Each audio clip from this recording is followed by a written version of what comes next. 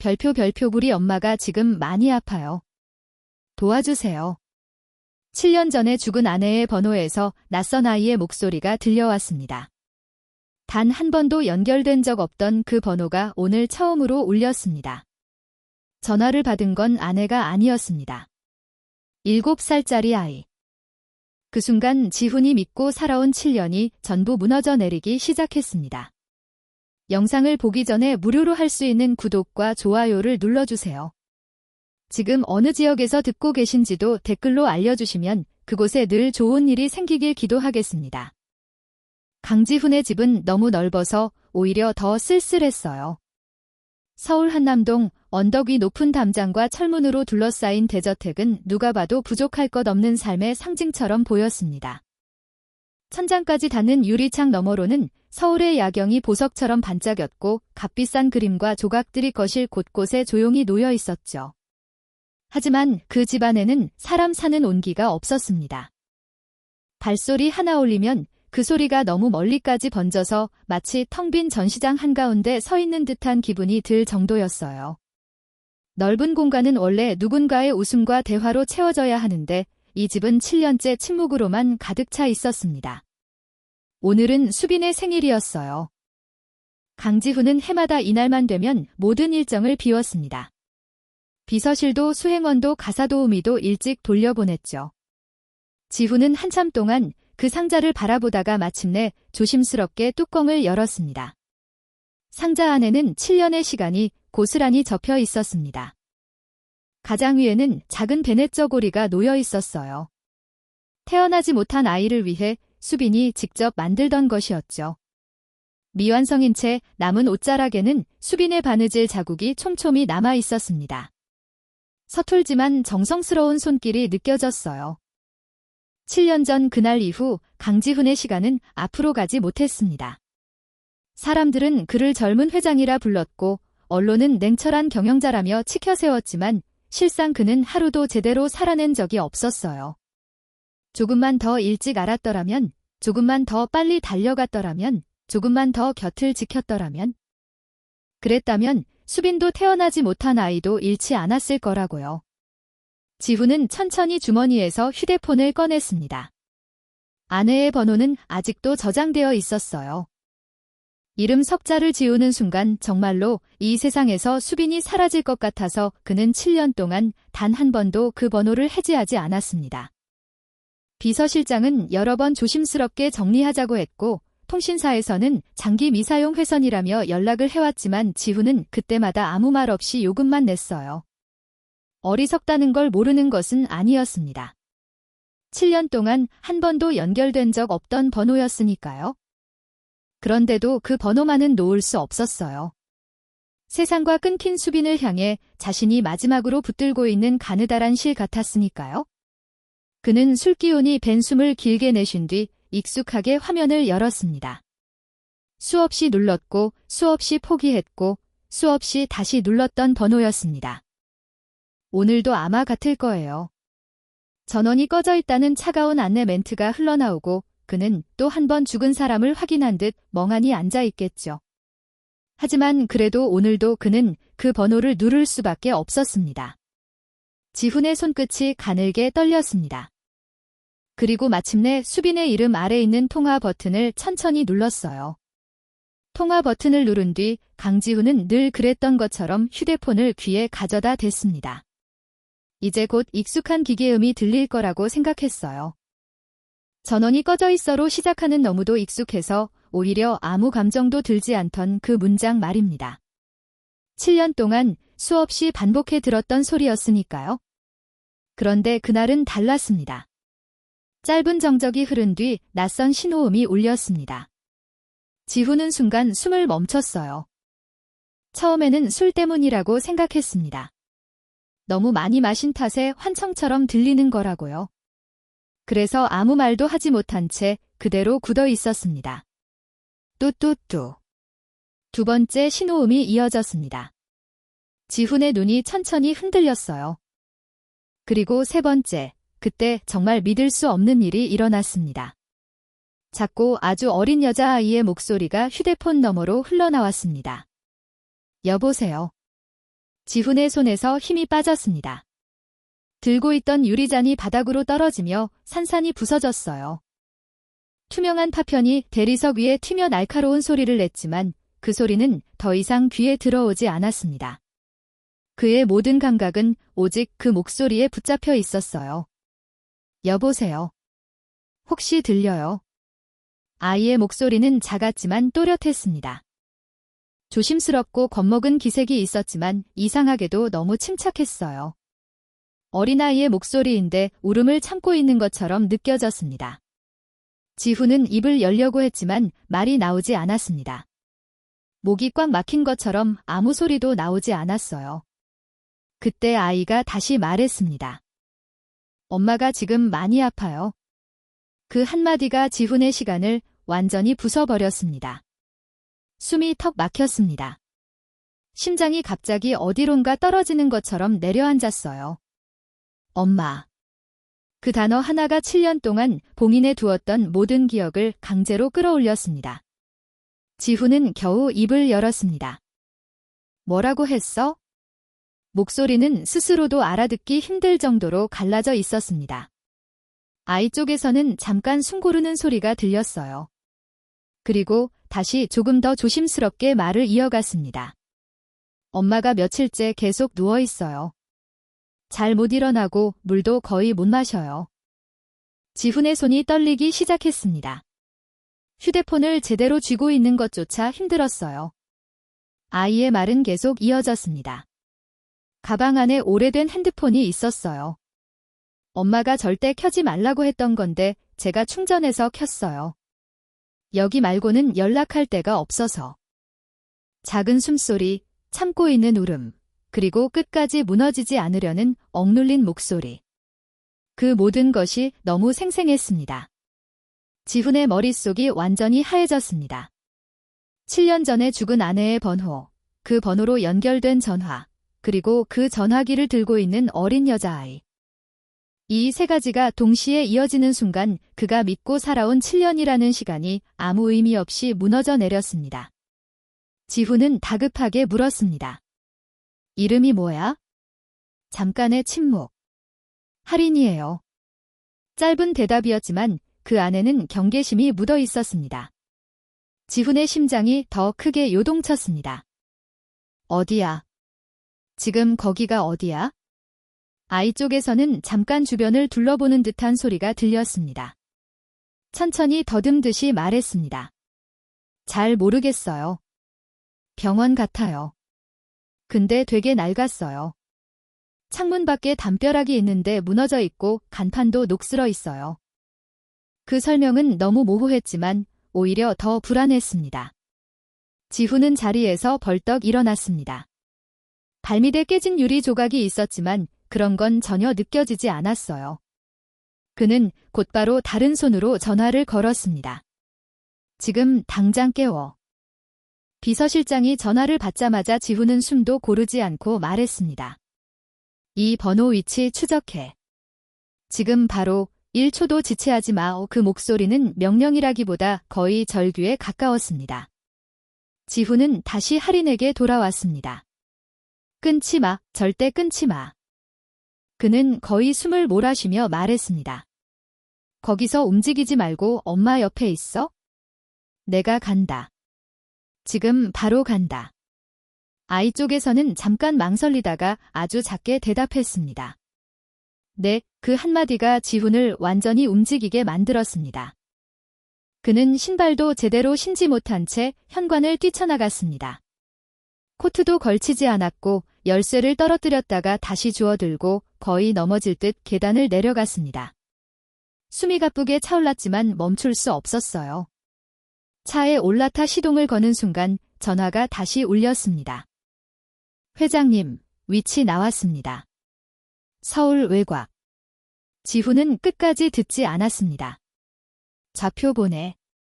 짧게 말하고 전화를 끊었습니다. 곧바로 내비게이션 화면에 좌표가 찍혔습니다. 그는 망설임 없이 엑셀을 밟았습니다. 엔진이 거칠게 울렸고 차는 밤길을 찢듯이 튀어나갔습니다. 지훈의 머릿속에는 단 하나의 생각만 남아 있었습니다. 만약 수빈이 살아있다면 그 아이는 누구인가? 그리고 그보다 더 무서운 질문이 뒤따라왔습니다.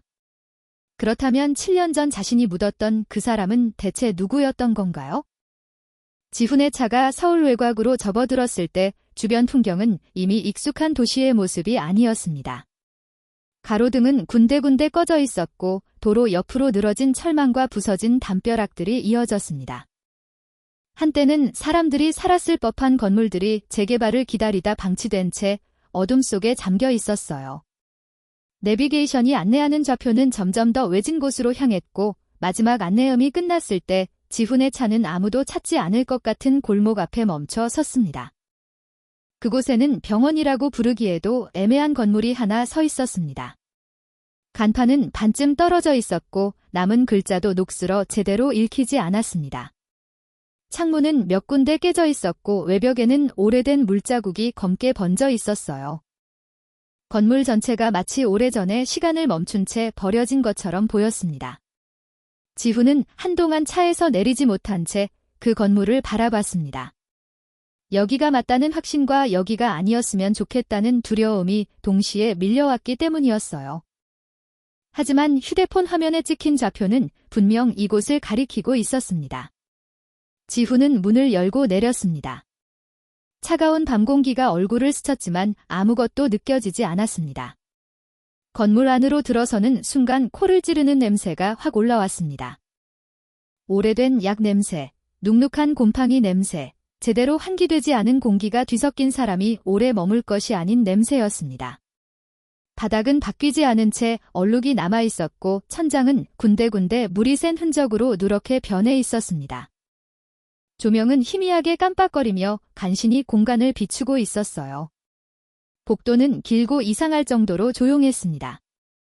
간혹 멀리서 기계가 돌아가는 소리 같은 것이 들렸지만 사람의 기척은 거의 느껴지지 않았습니다.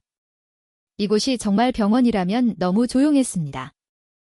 누군가를 치료하고 살리는 공간이라기보다는 그저 남겨진 사람들을 방치해두는 곳처럼 느껴졌어요. 지훈은 천천히 걸음을 옮겼습니다. 발걸음 소리가 복도에 길게 울렸습니다. 그 소리가 너무 크게 들려서 마치 이 공간 전체가 자신을 바라보고 있는 것 같은 기분이 들었어요. 그는 손에 쥔 휴대폰을 더 꽉 쥐었습니다. 방금 전까지 이어져 있던 통화는 끊긴 상태였지만 그 작은 기계 하나가 지금 이곳으로 자신을 끌고 온 유일한 증거였습니다. 복도 끝 가장 구석에 있는 병실 앞에서 지훈은 멈춰 섰습니다. 문 위에는 희미하게 유인실이라는 글자가 붙어 있었지만 안쪽에서 사람의 움직임은 거의 느껴지지 않았습니다. 지훈은 문손잡이에 손을 올렸습니다. 그 순간 손이 멈췄습니다. 이 문을 열면 모든 것이 바뀔 것 같았습니다. 지금까지 믿고 살아온 7년이 단 한 번에 무너질 수도 있었고 혹은 아무것도 아닌 헛된 기대로 끝날 수도 있었어요. 어느 쪽이든 이 문 하나를 넘으면 다시는 이전으로 돌아갈 수 없다는 걸 알고 있었습니다. 지훈의 손이 미세하게 떨렸습니다. 잠깐 눈을 감았다가 다시 떴습니다. 그리고 천천히 문을 열었습니다. 문이 삐걱거리는 소리를 내며 열렸습니다.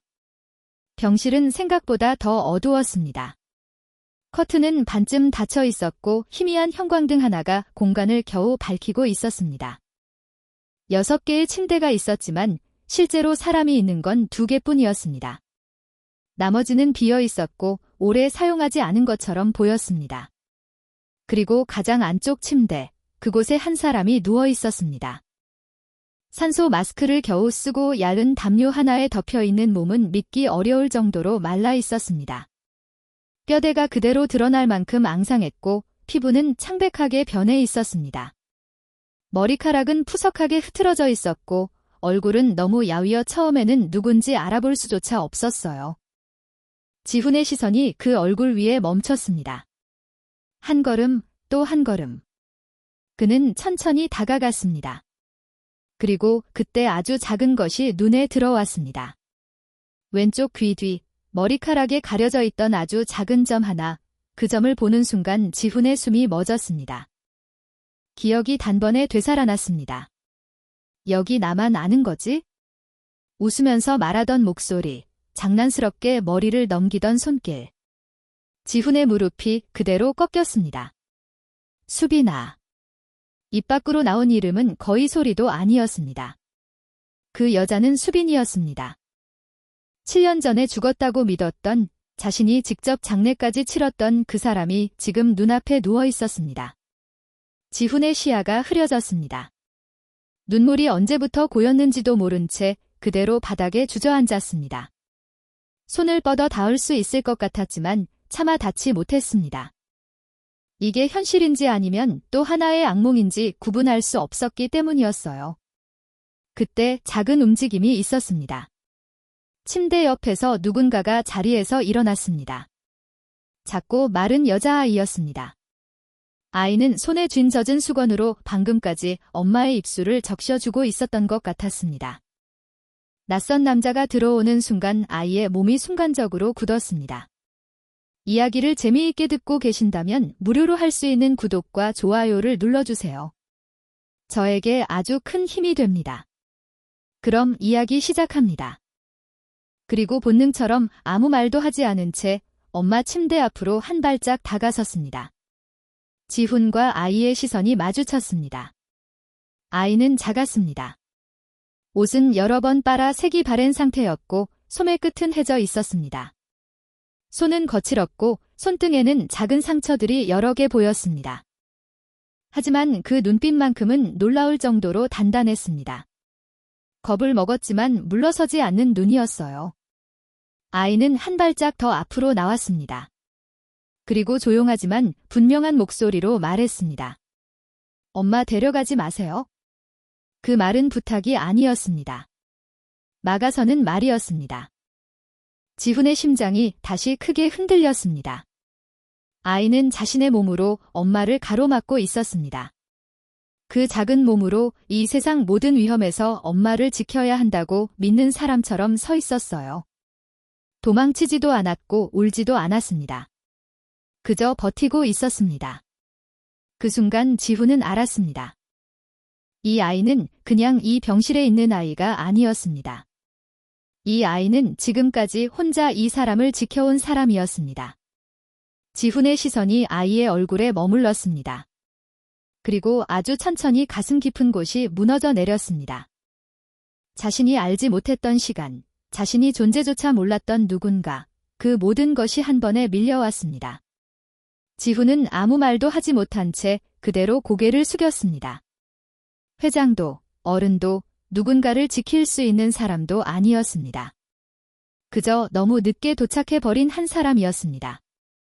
지훈은 다시 고개를 들었습니다. 아이를 바라봤습니다.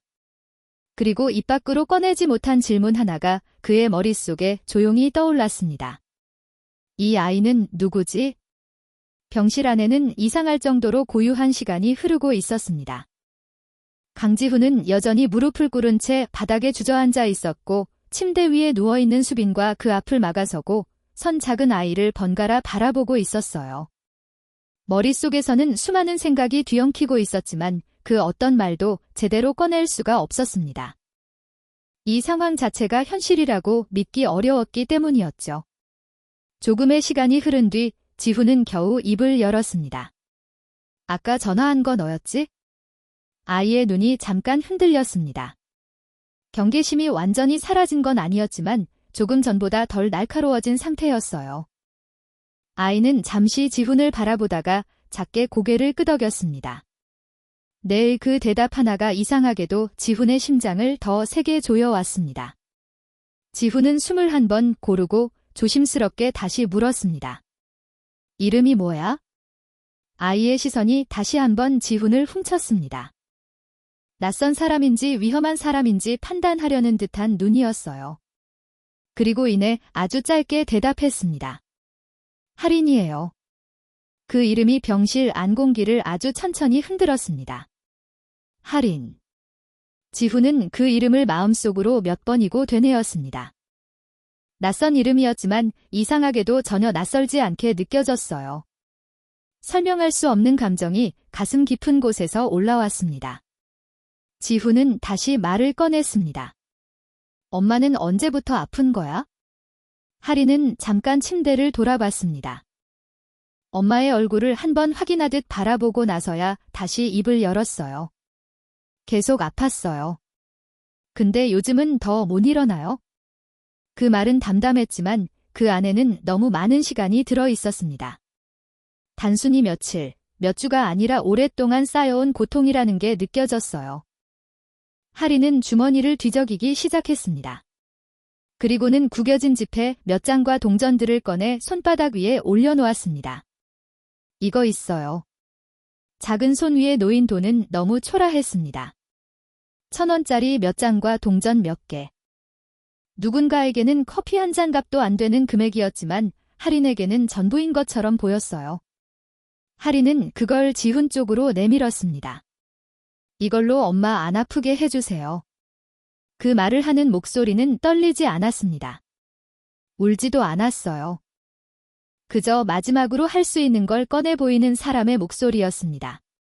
지훈의 숨이 멎었습니다. 손을 뻗어 그 돈을 받아야 할 것 같았지만 차마 손이 움직이지 않았습니다. 그 작은 손바닥 위에 담긴 시간이 너무 무거워서 함부로 건드릴 수가 없었어요. 이거 어떻게 모은 거야? 겨우 나온 질문이었습니다. 하리는 잠깐 망설이다가 아주 자연스럽게 대답했습니다. 밖에서 주웠어요. 종이랑 병 같은 거 모아서. 그 말은 너무 아무렇지도 않게 이어졌습니다. 마치 원래 그런 삶이 당연하다는 것처럼요. 지훈의 시선이 천천히 하린의 손으로 내려갔습니다.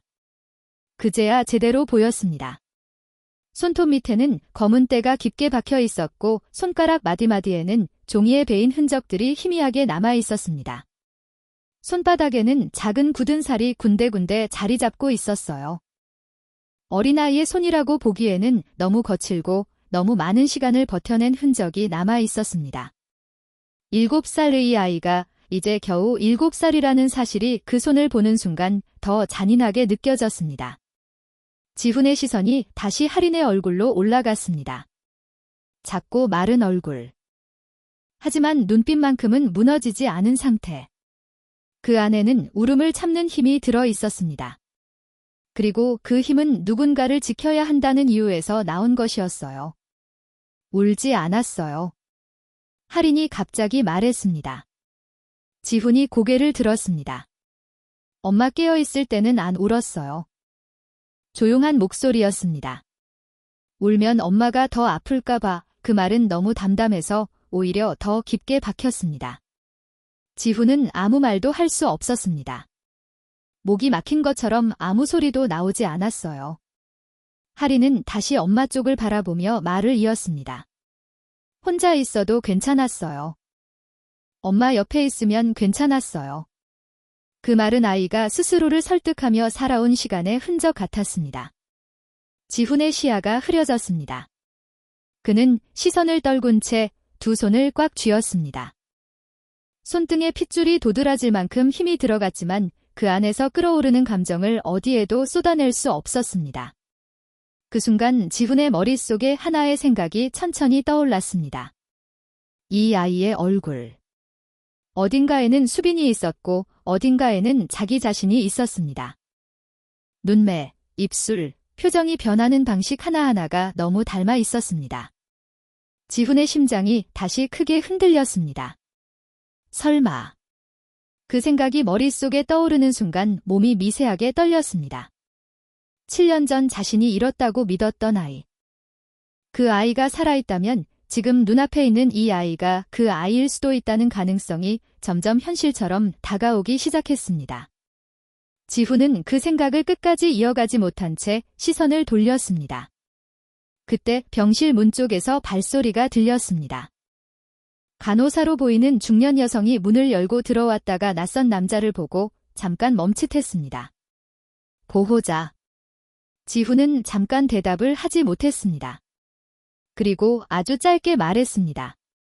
네, 그 한마디는 거짓이었지만 동시에 처음으로 진실에 가까운 말이기도 했습니다. 간호사는 한숨을 내쉬며 말을 이었습니다.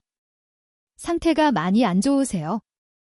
솔직히 오래 버티기 힘드세요. 그 말은 너무 익숙한 말투로 아무 감정 없이 이어졌습니다. 병원비도 계속 밀려 있고요. 그래도 최소한의 치료는 유지되고 있는 건 다행이긴 한데. 지훈의 눈이 멈췄습니다. 최소한의 치료요. 간호사는 별 생각 없이 말을 이어갔습니다. 네, 매달 조금씩 들어오는 돈이 있거든요. 많진 않지만 연명은 가능한 정도로요. 지훈의 심장이 천천히 식어갔습니다. 누가 보내는 건데요? 간호사는 고개를 저었습니다. 모르죠. 익명으로 들어와요. 계속 같은 계좌에서. 그 말이 떨어지는 순간 병실 안의 공기가 완전히 달라졌습니다. 살리려는 돈이 아니었습니다. 죽지 않게만 묶어두는 돈. 지훈의 눈빛이 서서히 변했습니다. 이건 우연이 아니었습니다. 누군가가 수빈이 살아있다는 걸 알고 있었고 그 사실을 숨긴 채 이렇게 방치해 두고 있었다는 뜻이었습니다. 지훈의 손이 천천히 굳어졌습니다. 그리고 아주 조용하게, 그러나 분명하게 마음속으로 결심했습니다. 그 계좌를 반드시 찾는다. 이 뒤에 있는 사람이 누군지 끝까지 파헤친다. 그는 천천히 고개를 들었습니다. 그리고 다시 할인을 바라봤습니다. 아직 아무것도 말하지 않았지만 이미 모든 것이 시작되고 있었습니다. 병실을 나선 뒤에도 강지훈의 머릿속은 한순간도 가라앉지 않았습니다.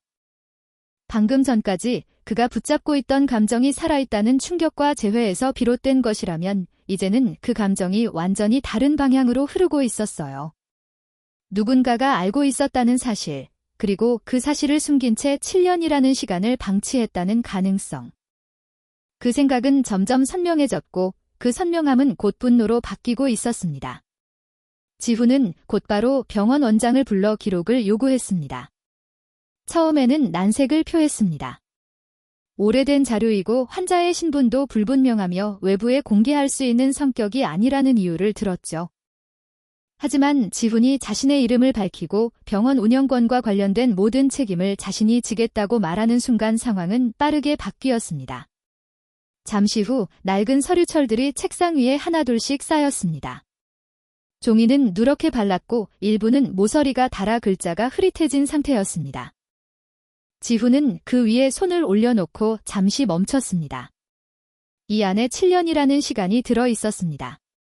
자신이 알지 못했던, 그러나 분명 존재했던 시간들이요. 그는 천천히 서류를 넘기기 시작했습니다. 이번 기록, 처치 내역, 간단한 메모들. 그리고 어느 페이지에서 그의 손이 멈췄습니다. 무연고 여성, 임산부, 의식 혼미 상태로 발견. 기록된 날짜를 보는 순간 지훈의 시야가 흔들렸습니다. 7년 전 그날이었습니다. 폭발 사고로 수빈이 죽었다고 통보받았던 바로 그날과 거의 같은 시각. 지훈의 손이 점점 더 빠르게 서류를 넘기기 시작했습니다. 숨이 가빠졌지만 멈출 수 없었어요. 기록 속에는 분명히 적혀 있었습니다. 환자는 심한 탈진 상태였고 외상 흔적이 있었으며 무엇보다 만삭에 가까운 상태였다는 것, 출산 흔적 있음. 그 한 줄이 모든 것을 멈추게 만들었습니다. 지훈의 손이 그대로 굳었습니다. 그는 한동안 아무것도 하지 못한 채 그 문장을 바라보고 있었습니다. 글자는 분명 종이에 찍혀 있었는데 머릿속에서는 받아들이는데 시간이 필요했어요. 출산. 그렇다면 아이도 살아있었다는 뜻이었습니다. 지훈의 심장이 천천히, 그러나 무겁게 내려앉았습니다. 그는 서류를 더 넘겼습니다. 환자 신분 진술 거부, 지속적인 질문에도 이름 밝히지 않음. 아이 보호 의지 강함. 그 문장 하나하나가 너무 선명하게 상황을 보여주고 있었습니다. 수빈은 알고 있었던 겁니다. 자신이 누구인지 밝혀지는 순간 그 뒤에 있는 위험이 남편과 아이에게까지 이어질 거라는 것을요. 그래서 끝까지 입을 다물고 그저 아이 하나만 붙잡고 버텨냈던 것이었습니다. 지훈의 손이 떨리기 시작했습니다. 이건 사고가 아니었습니다. 누군가가 그날의 모든 것을 뒤틀어 놓은 것이었습니다. 그 순간 지훈의 머릿속에 하나의 이름이 떠올랐습니다. 아직 확신은 아니었지만 이미 거의 답에 가까운 이름이었습니다. 그는 곧바로 비서실에 연락해 익명 송금 계좌를 추적하라고 지시했습니다. 결과는 생각보다 빨리 나왔습니다. 회장님, 송금 계좌 확인됐습니다. 개인 명의가 아니라 법인입니다. 지훈의 눈이 좁혀졌습니다. 법인명. 잠깐의 정적 뒤 비서실장의 목소리가 이어졌습니다. SM 인베스트먼트라는 페이퍼 컴퍼니입니다. 그 이름을 듣는 순간 지훈의 시간이 잠깐 멈춘 것처럼 느껴졌습니다. 그 회사, 최근 내부 감사에서 한번 스쳐 지나갔던 이름이었습니다. 자금 흐름이 이상하다는 보고가 있었지만 결정적인 증거가 없어 보류됐던 곳. 그리고 그 회사의 실질적 소유주로 의심되던 인물. 강민수. 작은아버지. 지훈의 손에서 휴대폰이 미세하게 흔들렸습니다. 이제는 의심이 아니었습니다. 확신이었습니다. 7년 전 그날 아내를 죽음으로 몰아넣은 사람이 가족 안에 있었습니다. 지훈은 바로 움직였습니다. 그날의 마지막 퍼즐을 맞추기 위해 그 사건에 직접 관여했던 사람을 찾아갔습니다. 박재훈. 당시 사고 현장의 부검과 신원 확인을 담당했던 인물. 그는 이미 지방으로 내려가 조용히 살고 있었지만 지훈이 찾아가는 데는 오랜 시간이 걸리지 않았습니다. 문을 열고 들어갔을 때 박재훈의 얼굴은 이미 모든 걸 알고 있는 사람의 표정이었습니다. 오랜만이네요, 회장님. 억지로 웃는 얼굴이었지만 눈빛은 흔들리고 있었습니다. 지훈은 아무 인사도 하지 않았습니다. 곧장 물었습니다. 그날 누구였습니까? 박재훈은 잠깐 시선을 피했습니다. 무슨 말씀이신지? 죽은 사람. 지훈의 목소리는 낮았지만 그 안에 담긴 압박은 숨을 막히게 할 정도였습니다. 그 시신, 수빈 아니었지? 정적이 흘렀습니다. 박재훈의 손이 미세하게 떨렸습니다. 처음에는 부인하려 했습니다. 기억이 나지 않는다고, 오래된 일이라 확실하지 않다고 여러 변명을 늘어놓으려 했죠. 하지만 지훈의 눈을 마주친 순간 더 이상 말을 이어가지 못했습니다. 그 시선은 이미 모든 답을 알고 있는 사람의 눈이었기 때문입니다. 아니었습니다. 결국 입이 열렸습니다. 다른 사람이었습니다. 그 한 문장이 7년을 완전히 무너뜨렸습니다. 박재훈의 말은 이어졌습니다. 기록 위조했습니다. 신원 확인도 조작됐습니다. 누가 시켰습니까? 지훈의 질문은 짧았습니다. 그리고 답도 짧았습니다. 강민수 회장님입니다.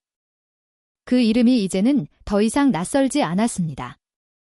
이미 알고 있었던 것처럼 너무 자연스럽게 받아들여졌습니다. 박재훈은 더 이상 숨기지 않았습니다. 그날의 모든 것이 계획된 일이었다는 것, 수빈은 사고 이후 살아있었고 도망쳤으며 그 사실을 민수도 알고 있었다는 것. 그리고 죽이지도 않고 살리지도 않은 채 아주 조금의 돈만 흘려보내며 자연스럽게 사라지기를 기다렸다는 것까지. 죽은 게 아닙니다. 박재훈이 마지막으로 말했습니다. 죽은 사람으로 만들어진 겁니다. 그 말이 끝나는 순간 지훈의 안에서 무언가가 완전히 바뀌었습니다. 분노였습니다. 하지만 단순한 감정이 아니라 차갑고 계산된 끝까지 가는 분노였습니다. 피부치에게 당했다는 사실이 오히려 더 선명하게 만들었습니다. 지훈은 아무 말도 하지 않은 채 자리에서 일어났습니다. 문을 나서기 직전 아주 조용하게 그러나 분명하게 말했습니다. 이번엔 끝냅니다. 그 말은 선언이 아니라 이미 결정된 결과처럼 들렸습니다. 하지만 그 상대는 강민수였습니다. 쉽게 끝날 싸움이 아니라는 걸 지훈도 이미 알고 있었습니다. 강지훈은 더 이상 시간을 끌 수 없다는 걸 너무 잘 알고 있었습니다. 수빈의 상태는 눈으로 봐도 위태로웠고 하리는 어린 몸으로 이미 너무 오래 버텨온 상태였어요. 지금 이 병실에 더 머무는 건 치료가 아니라 방치에 가까웠습니다. 지훈은 박재훈의 입에서 진실을 확인하고 돌아오자마자 곧바로 움직이기 시작했습니다. 자신이 소유한 최고급 병원으로 수빈과 하린을 즉시 이송하고 국내 최고 수준의 의료진을 붙여야 했어요. 지금 필요한 건 감정도 후회도 아니었습니다. 일단 살려야 했습니다. 살아있어야 그 다음도 있는 것이었으니까요. 이야기를 재미있게 듣고 계신다면 무료로 할 수 있는 구독과 좋아요를 눌러주세요. 저에게 아주 큰 힘이 됩니다. 그럼 이야기 시작합니다. 하지만 지훈이 움직이기 시작한 순간 세상은 너무 빠르게 그의 앞을 막아섰습니다. 서울 외곽의 그 낡은 병원 앞에 이상할 만큼 많은 차량이 들어와 있는 것을 처음 봤을 때부터 지훈은 이미 뭔가 잘못 돌아가고 있다는 걸 직감했어요. 어젯밤만 해도 유령처럼 조용하던 건물 주변에 경찰차가 여러 대씩 줄지어 서 있었고 검은 정장을 입은 사설 경비 인력들이 병원 출입구와 뒤편 통로까지 빼곡하게 지키고 있었습니다. 낡은 병원 외벽과 번쩍이는 경찰, 서로 다른 조직의 인력이 마치 미리 약속이라도 한 듯 같은 공간을 장악하고 있는 풍경은 너무 부자연스러웠어요. 누가 봐도 누군가가 서둘러 손을 쓴 흔적이었습니다. 지훈이 병원 정문으로 들어가려 하자 경찰 한 명이 즉시 앞을 막아섰습니다. 무고 환자의 보호자 신분이 확인되지 않았고 병원 측의 동의 없이 강제 이송을 시도하면 법적 문제가 생길 수 있다는 말이 기계처럼 쏟아졌죠. 말은 절차를 지키겠다는 것이었지만 눈빛은 이미 다른 곳을 향하고 있었습니다.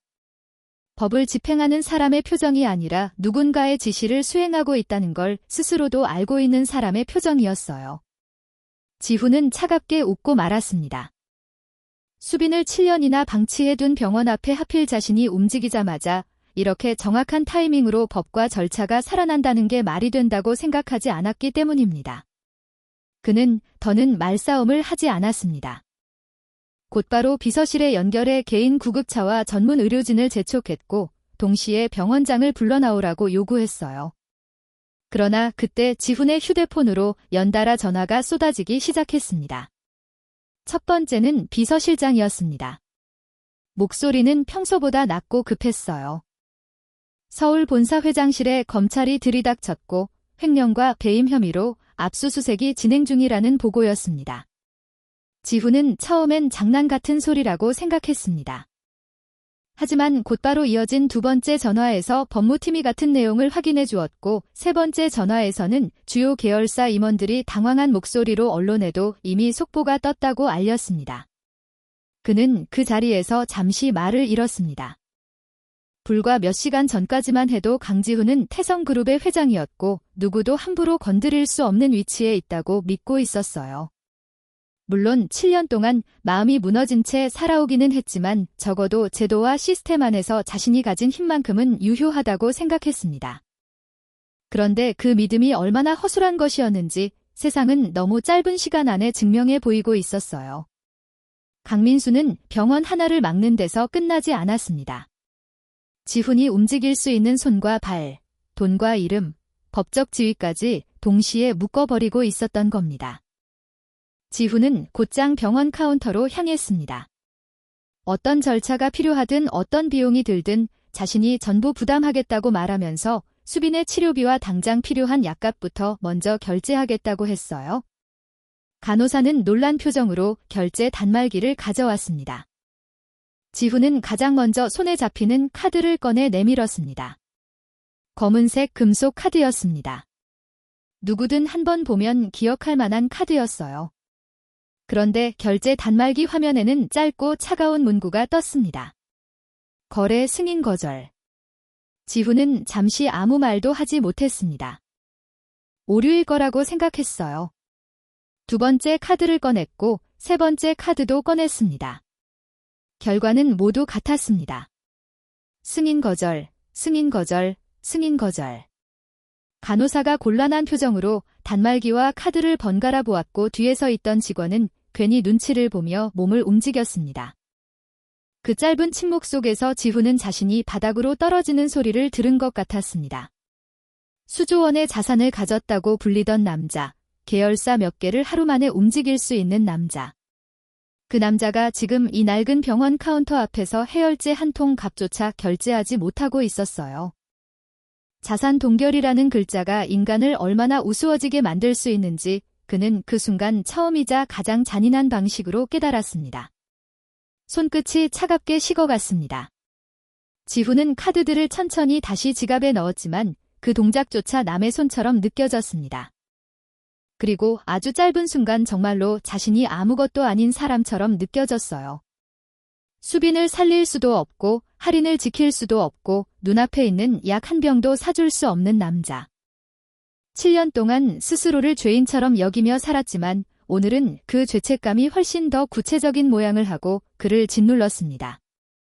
할인이 폐지와 빈병을 모아번 돈으로 엄마를 살리려 애쓰는 동안 자신은 회장이라는 이름 아래 거대한 건물 안에서 술을 마시고 있었던 사람이었으니까요.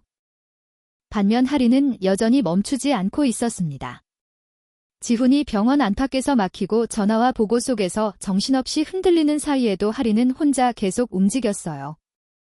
엄마 이마에 손을 대보고 열이 오르면 낡은 세면대에서 차가운 물을 받아와 수건을 적셨고 병실 구석에 놓인 작은 물병이 비면 누가 시키지 않아도 복도 끝 수도꼭지로 달려갔습니다. 간호사들이 카운터 뒤에서 속삭이듯 나누는 말을 어린아이가 듣지 못할 거라 생각했는지 돈이 더 안 들어오면 버티기 힘들다. 강제 퇴원 얘기가 내려올 수 있다 같은 말들이 흘러나왔고 할인은 그 조각난 말들을 혼자 연결해 엄마가 또 어디론가 쫓겨날 수 있다는 사실을 이미 눈치채고 있었어요. 지훈이 병실 문 앞에 섰을 때 할인은 바닥에 놓인 작은 플라스틱 대야에 물을 받아놓고 엄마의 손을 조심스럽게 닦아주고 있었습니다. 너무 익숙한 손놀림이었어요. 누가 옆에서 가르쳐준 게 아니라 이미 수없이 반복해온 아이의 몸짓이었습니다. 7살짜리 아이가 엄마를 돌보는 모습이 아니라 보호자가 환자를 간호하는 모습처럼 보였죠. 그 장면을 보는 순간 지훈은 다시 숨이 막혔습니다. 할인은 아직도 누군가 대신 해주기를 기다리지 않았어요. 기다려봐야 아무도 오지 않는 시간을 너무 오래 겪었기 때문인지 아이는 늘 먼저 움직이고 있었습니다. 그 사실이 지훈을 더 참혹하게 만들었습니다. 할인아. 지훈이 조심스럽게 부르자 할인이 고개를 들었습니다. 큰 눈 아래 다크서클이 짙게 내려와 있었고 아이답지 않게 굳은 표정 안에는 피로와 긴장이 겹겹이 쌓여 있었습니다. 그런데도 할인은 울지 않았어요. 그저 조용히 물었습니다. 엄마 여기서 나가야 해요? 그 짧은 질문이 지훈의 가슴을 정면으로 찔렀습니다. 그는 당장 아니라고 절대 그런 일 없게 하겠다고 말하고 싶었습니다. 하지만 방금 전 카운터 앞에서 카드 한 장조차 통과시키지 못한 자신의 손을 떠올리는 순간 쉽게 그런 약속을 할 수가 없었어요. 지금 이 병원 밖에는 경찰과 용역이 서 있고 본사에는 검찰이 들이닥쳤고 자신의 자산은 이미 묶여 있었습니다. 강민수는 단순히 돈이 많은 사람이 아니었어요. 사람을 쓰고 제도를 쓰고 법을 쓰고 언론이 움직이는 시간까지 자기 편으로 끌어당길 수 있는 사람이었습니다. 지훈은 그제야 이번 싸움이 가족 간의 비밀이나 오래된 원한 수준이 아니라는 걸 뼈저리게 실감했습니다. 자신이 맞서야 하는 건 한 사람의 아버지가 아니라 그 아버지를 위해 움직이는 거대한 구조 전체였던 겁니다. 지훈은 할인 앞에서 무릎을 낮췄습니다. 하지만 이번에는 손을 쉽게 뻗지 못했어요. 아이의 손을 잡을 자격이 있는지조차 스스로 확신할 수 없었기 때문입니다. 그저 조용히 말했습니다. 내가 어떻게든 해볼게. 그런데 그 말이 너무 공허하게 느껴졌습니다. 할인의 손보다 거칠고 무거운 약속인데 정작 지킬 방법은 보이지 않았으니까요. 병실 밖 복도에서는 경찰 무전기 소리가 간헐적으로 울렸고 출입문 근처에서는 용역들의 묵직한 발소리가 들려왔습니다. 병원은 점점 더 좁아지고 있었고 지훈이 설 수 있는 자리는 점점 줄어들고 있었습니다. 그는 휴대폰을 다시 쥐었지만 걸 수 있는 번호보다 막힌 번호가 더 많아지고 있다는 사실을 점점 더 분명하게 체감했어요. 처음으로, 아주 처음으로 강지훈은 마음속 깊은 곳에서 이런 생각을 떠올렸습니다. 이번엔 정말로 나는 아무것도 못하는 건가? 그 생각이 떠오른 순간 지훈의 얼굴은 누구보다 차갑게 굳어 있었지만 그 안쪽에서는 아주 오래된 공포와 새로운 절망이 동시에 고개를 들고 있었습니다. 다음 순간 무슨 일이 벌어질지 알 수 없는데도 막을 수 있는 방법이 보이지 않는다는 감각. 그것이야말로 사람이 가장 깊이 무너지는 순간이라는 걸 그는 병원의 희미한 형광등 아래에서 뼈저리게 느끼고 있었어요. 그날 밤 병원 공기는 처음과는 완전히 다른 의미로 무거워져 있었습니다. 복도 끝에서부터 들려오는 발소리는 더 이상 환자를 돌보는 사람의 것이 아니었습니다. 일정한 간격으로 울리는 구두 소리, 그 사이에 섞인 무전기 잡음, 그리고 아무 말 없이 공간을 장악해 들어오는 기척, 그 모든 것이 하나의 방향으로 수렴되고 있었습니다. 병실 문 앞에 있던 경찰과 용역들이 동시에 몸을 틀었고 그 중심에서 한 사람이 천천히 걸어 들어왔습니다. 정장 주름 하나 흐트러지지 않은 모습. 마치 이곳이 더러운 병원이 아니라 자신이 주최한 행사장인 것처럼 여유로운 걸음이었습니다. 그는 병실 안을 천천히 훑어보았습니다. 낡은 침대, 희미한 조명, 그리고 그 위에 누워있는 수빈. 그 시선에는 어떤 감정도 없었습니다. 분노도 죄책감도 미안함도 없이 그저 확인하듯 바라보는 눈이었어요. 아직 살아 있었네. 그 한마디가 병실 안의 온도를 완전히 떨어뜨렸습니다. 할인이 본능적으로 엄마 쪽으로 더 가까이 붙었습니다. 작은 손으로 침대 난간을 꽉 잡고 몸을 최대한 앞으로 내밀어 수빈을 가리듯 서 있었어요. 눈에는 분명히 두려움이 있었지만 물러서지 않았습니다. 건드리지 마세요. 작은 목소리였지만 분명하게 떨리고 있었습니다. 강민수는 그 아이를 한번 내려다봤습니다. 잠깐, 아주 잠깐 웃는 것 같은 표정을 지었지만 곧 아무 일도 없다는 듯 시선을 돌렸습니다. 치워. 그 말이 떨어지는 순간 용역들이 움직였습니다. 2명이 먼저 병실 안으로 들어와 다른 침대에 있던 환자들을 강제로 이동시키기 시작했고 나머지 인원은 수빈이 누워있는 침대로 다가왔습니다.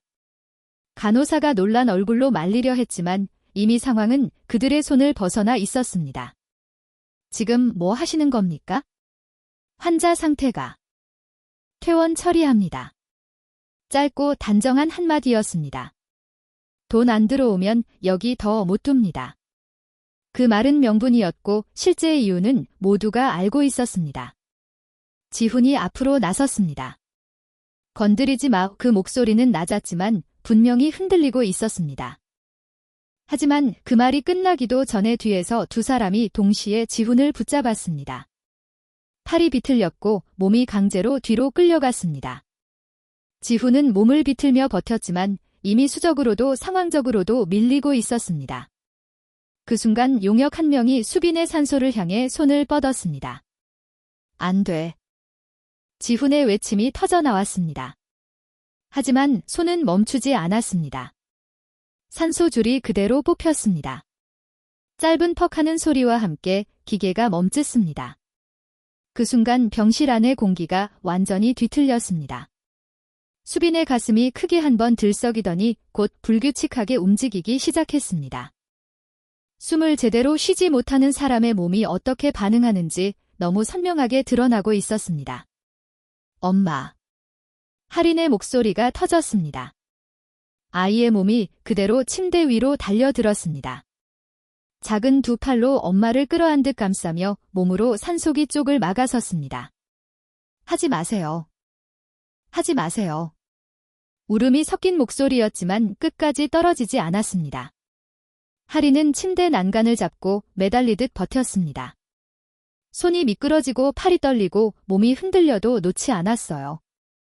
그 작은 몸으로 이 상황을 막아보겠다는 듯이, 하지만 어른들의 힘은 냉정했습니다. 한 명이 아이의 어깨를 잡아 떼어냈고 또 다른 사람이 침대를 밀기 시작했습니다. 할인은 바닥에 무너지듯 떨어졌지만 다시 일어나서 침대를 붙잡았습니다.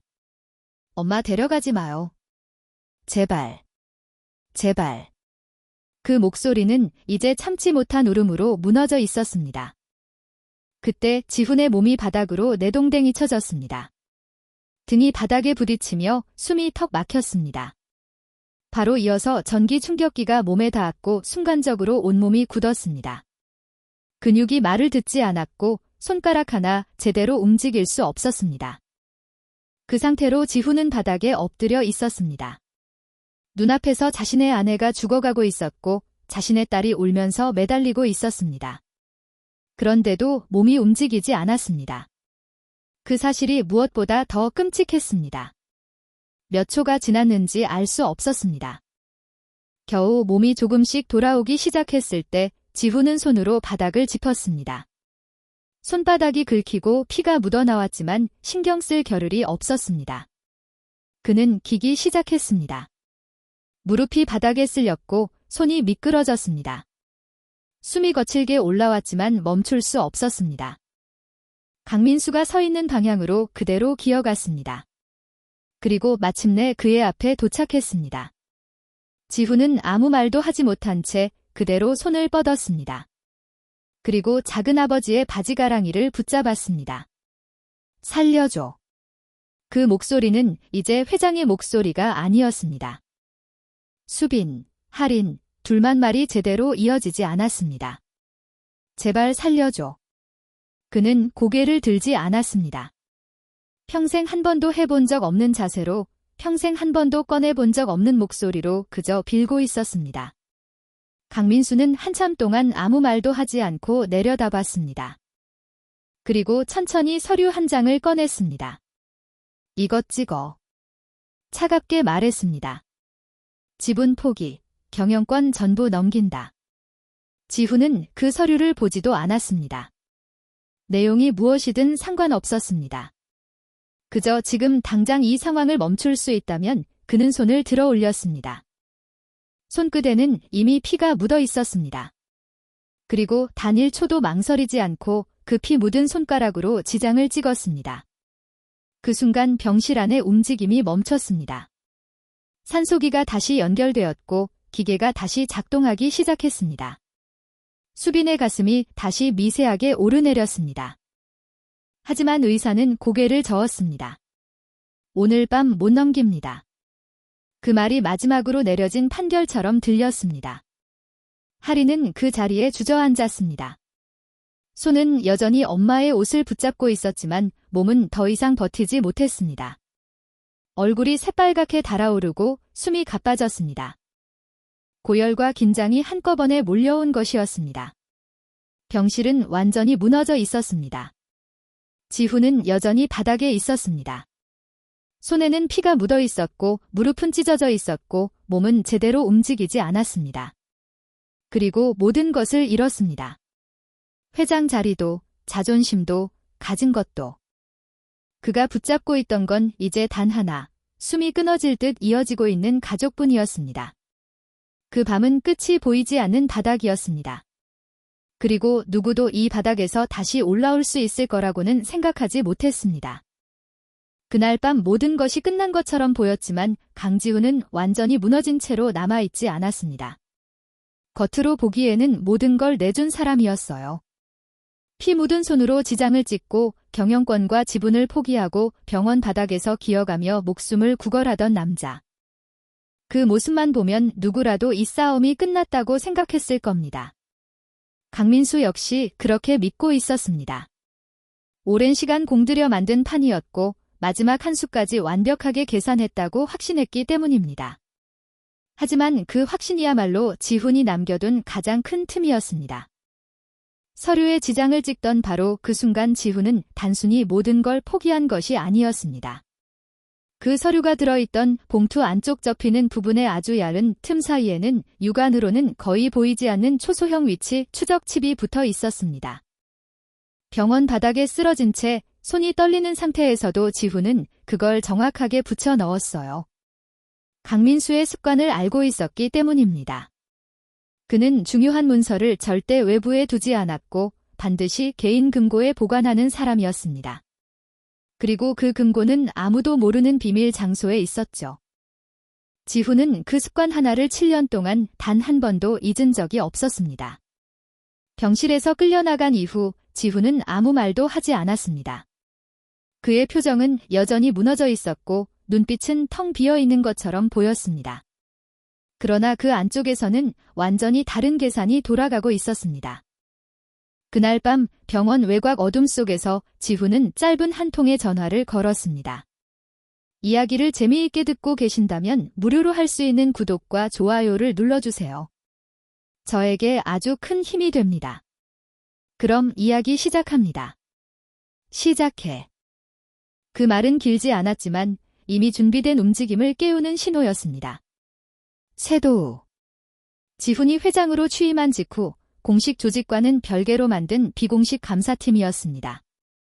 외부의 존재가 알려진 적도 없고 내부에서도 극소수만 그 존재를 알고 있는 조직이었어요.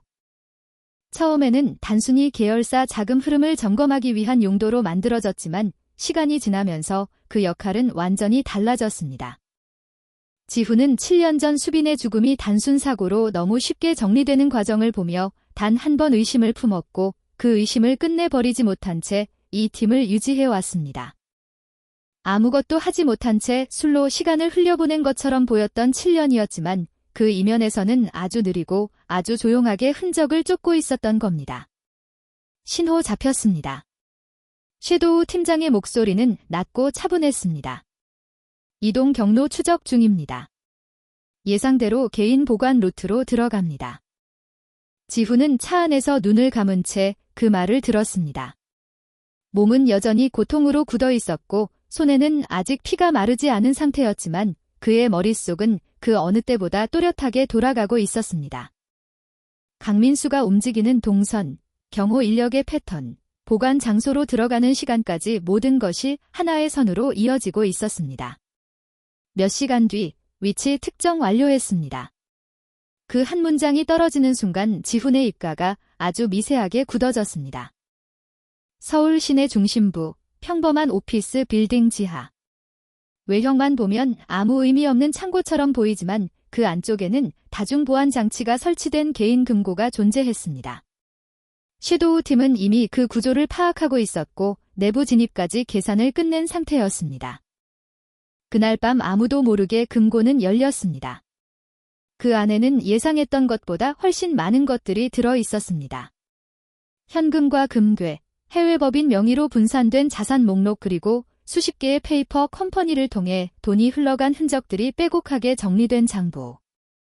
그중 일부는 지훈이 이미 의심하고 있던 흐름과 정확히 일치하고 있었고 나머지는 전혀 예상하지 못했던 규모의 불법 자금이었습니다. 그리고 그보다 더 중요한 것, 7년 전 그날의 기록이었습니다. 폐차 처리된 차량의 블랙박스 메모리가 따로 보관되어 있었고 섀도우 팀은 즉시 복구 작업에 들어갔습니다.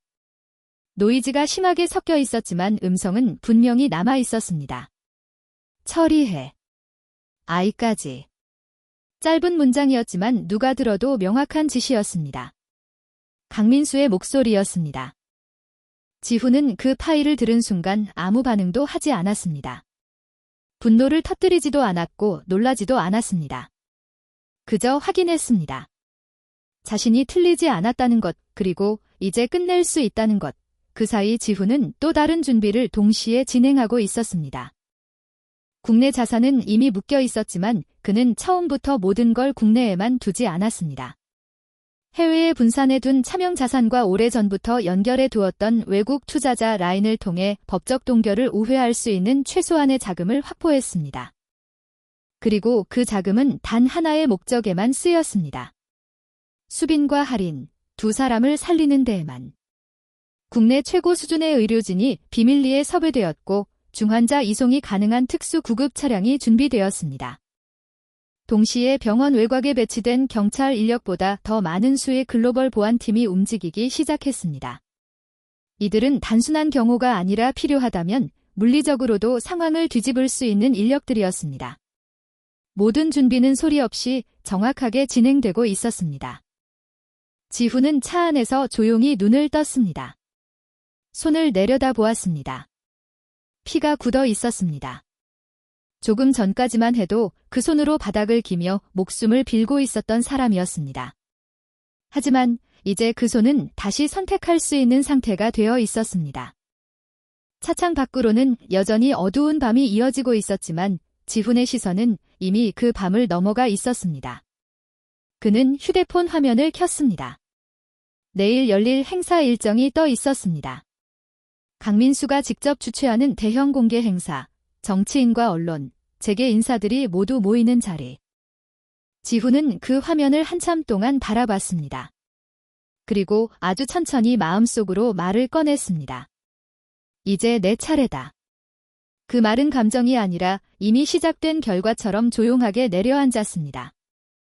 다음 날 오전, 서울 강남의 최고급 호텔 대연 회장은 문을 여는 순간부터 지나칠 정도로 화려하게 빛나고 있었습니다. 천장에는 거대한 샹들리에가 쏟아질 듯 매달려 있었고 붉은 카페트운 입구에서 단상까지 한치의 흐트러짐 없이 길게 펼쳐져 있었어요.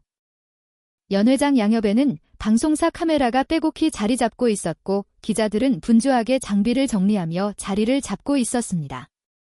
재계 인사들과 정치권 인물, 언론 관계자들까지 하나둘 착석하자 공간 전체에는 묘한 긴장과 기대가 동시에 흐르기 시작했어요. 이 자리는 단순한 행사처럼 보이지 않았습니다. 아동복지재단 출범이라는 명분 아래 실은 태성그룹의 새로운 권력을 선언하는 자리였고 강민수가 자신의 승리를 가장 화려하게 증명하려는 무대였기 때문입니다. 안쪽 뒤 대형 스크린에는 미래아동복지재단 출범식이라는 금빛 문구가 떠 있었고 그 아래에는 아이들을 위한 새로운 내일이라는 문장이 선명하게 빛나고 있었습니다. 겉으로만 보면 누구라도 진심을 믿을 만큼 완벽한 연출이었지만 바로 그 점이 더 섬뜩했습니다. 불과 몇 시간 전 한 아이가 엄마의 산소줄이 뽑히는 것을 막기 위해 울며 매달리고 있었던 그 시간에 이 남자는 이미 이런 무대를 준비하고 있었으니까요. 행사가 시작되자 사회자의 안내와 함께 귀빈 소개가 이어졌고 연 회장은 형식적인 박수로 채워졌습니다. 그리고 곧 강민수가 단상 위로 올라섰습니다. 완벽하게 맞춰진 검은 정장과 흔들림 없는 표정, 그리고 승리를 확신한 사람 특유의 여유가 그의 얼굴에 담겨 있었습니다. 그는 마이크를 잡고 천천히 입을 열었습니다. 아이들을 위한 진짜 변화가 필요한 시대입니다. 그의 목소리는 안정되어 있었고 말은 정교하게 계산되어 있었습니다. 사람들은 고개를 끄덕였고 몇몇은 감탄하는 표정을 지었습니다. 하지만 그 연설은 끝까지 이어지지 못했습니다. 갑자기 연 회장 조명이 꺼졌습니다.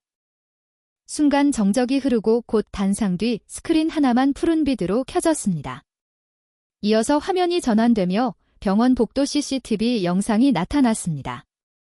낡은 복도, 깜빡이는 형광등, 그리고 바닥에 쓰러졌다가 다시 일어나려 애쓰는 강지훈의 모습이 그대로 드러났습니다. 객석이 술렁이기 시작했습니다. 이어지는 화면은 병실 안이었습니다.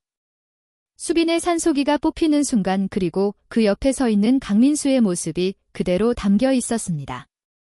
그리고 곧 그의 목소리가 연 회장 전체에 울려 퍼졌습니다. 숨통은 꽤 오래 버티는군. 그 한 문장이 공간의 공기를 완전히 바꿔버렸습니다.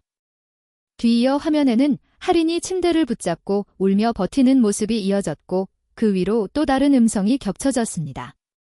사고처럼 보이게 해 아이도 남기지 마. 7년 전 사고 당시의 음성이었습니다. 그 순간 연 회장은 완전히 뒤집혔습니다. 스크린에는 곧바로 비자금 장부와 자금 흐름이 공개되었고 페이퍼 컴퍼니와 차명 계좌 구조까지 낱낱이 드러났습니다. 아이들을 위한 재단이라는 이름 뒤에 숨겨진 진짜 목적이 그대로 폭로된 것이었습니다. 강민수의 얼굴이 굳어졌습니다. 그는 뒤를 돌아보며 상황을 통제하려 했지만 이미 늦었습니다. 방송 카메라는 오히려 더 가까이 다가와 그의 표정을 잡고 있었고 사람들의 시선은 더 이상 존중이 아니라 혐오로 바뀌고 있었습니다. 그때 연 회장 뒤편 문이 열렸습니다. 모든 시선이 그쪽으로 향했습니다. 빛을 등지고 한 남자가 걸어 들어왔습니다. 강지훈이었습니다. 그리고 그의 손을 꼭 잡고 있는 작은 아이, 할인이 함께였습니다. 할인은 단상 앞에 멈춰서 망설임 없이 손을 들어 강민수를 가리켰습니다. 저 아저씨가 우리 엄마 숨 못 쉬게 했어요. 그 한마디가 모든 것을 끝냈습니다. 곧바로 수사관들이 단상으로 올라왔고 강민수의 팔을 붙잡았습니다. 그는 몸부림쳤지만 더 이상 아무 의미도 없었습니다. 수갑이 채워지는 소리가 연 회장에 또렷하게 울렸습니다. 찰칵.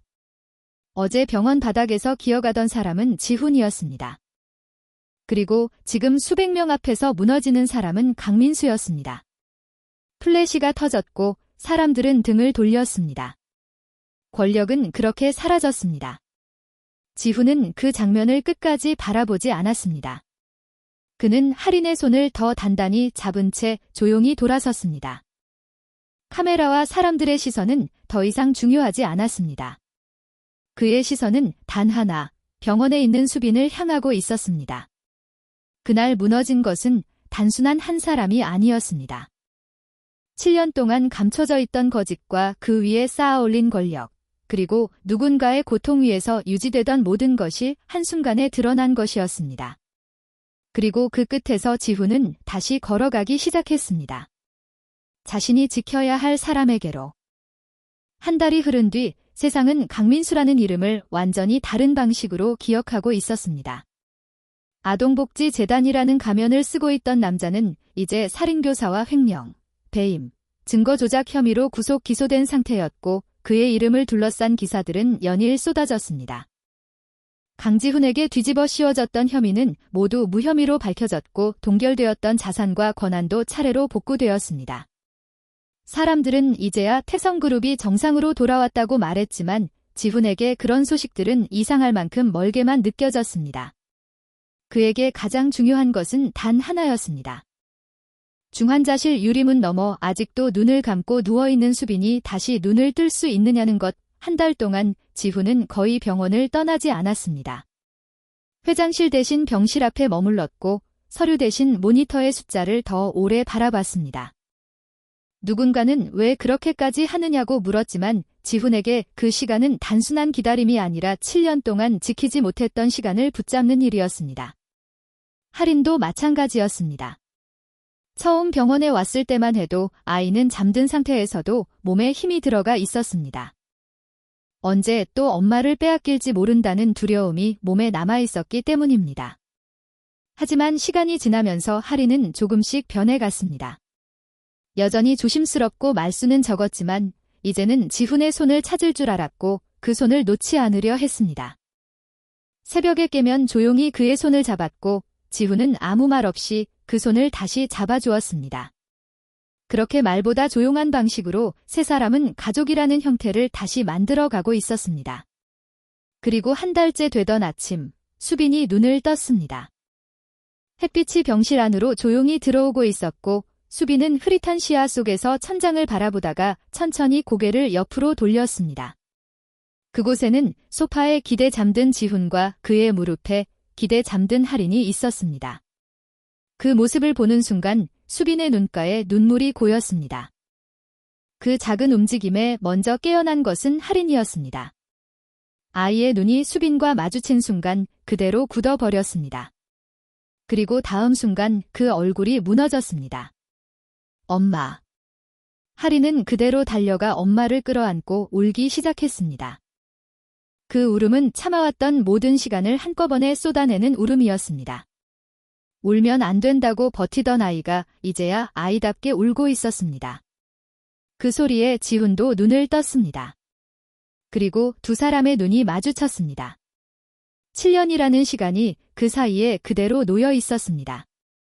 말로 설명할 수 없는 시간. 너무 늦게 도착해서 무너졌던 시간. 그래서 두 사람은 한동안 아무 말도 하지 못했습니다. 그저 서로를 바라보기만 했습니다. 잠시 뒤 할인이 물었습니다. 엄마, 이 아저씨 누구야?